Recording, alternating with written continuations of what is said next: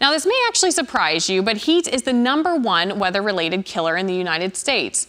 And being that this week has been so far, one of the hottest stretches of weather this summer, I wanted to bring in Houston Chronicle meteorologist Justin Ballard to go over some heat safety tips and also to talk about a different method schools could use to monitor how heat is affecting children as they spend time outdoors. Welcome, Justin. Good Wednesday afternoon, Rachel, and everyone. Hopefully you're staying cool in the studio. Right. It's always cool in here. It's always a little chilly. But, Houston's hottest weather is normally observed in early August. Are we expecting August to bring us another round of this triple-digit heat? Yeah, this is certainly nothing new or even necessarily record-breaking. Our daily records during this stretch of hot weather that we're in, generally between 102, 103, 104 degrees. So the good news is we're not quite setting records or tying records, but you see some heat safety tips. It's important to keep these in mind, not just today, but really through the next 3, 4, 5 days, really through the next 7 to 10 days. I saw that forecast here at the top of the hour. Drinking plenty of water, staying hydrated, avoiding alcohol, things like that. Wearing sunscreen and reapplying throughout the course of the day. Every 2 hours is kind of the recommended time for reapplication. You can, of course, reapply more if you'd like. Wear loose and light colored clothing. And finally, finding shade and using cooling devices. Handheld fans are great. When I was out at, Pride celebrations in June, that's what I relied on to stay cool. So those are the kinds of things that you can do to kind of stay safe and avoid heat exhaustion or heat stroke. Yeah, all great tips. The 4th of July celebration, I brought all these little fans. I was like, whatever I can do to stay cool. But we want to also keep our kids cool. Now being that schools are about to be back in session, you all just reported that the UIL is now recommending that schools use the wet bulb globe temperature.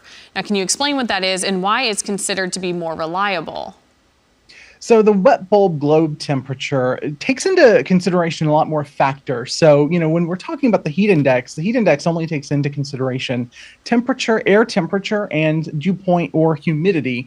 But UIL is wanting for wet bulb globe temperatures to be used, which again takes a lot more kind of into consideration. It takes into consideration solar radiation, as well as the wind, the status of wind, or whether there isn't wind, whatever the case may be.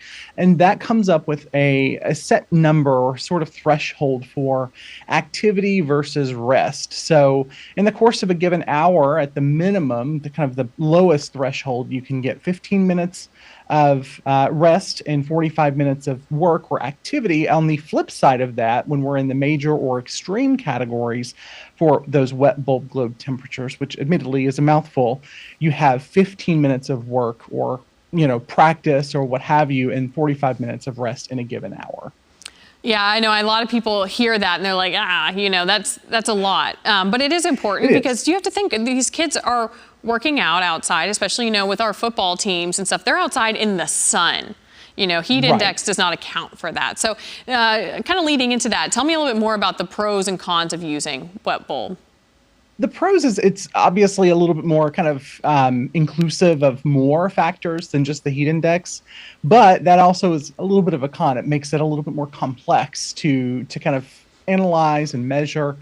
Also, it's expensive to measure that wet bulb globe temperature. So, obviously going out 30 minutes or so before practice starts and throughout the course of the practice is what's needed to make sure people are staying safe, but that's expensive. The equipment is anywhere from a couple hundred for more of a portable device to $2,000 or $3,000, $4,000 for a more sturdy device that necessarily isn't going to be, toted around from place to place. So it is an expensive kind of investment for a lot of high school sports teams, for sure.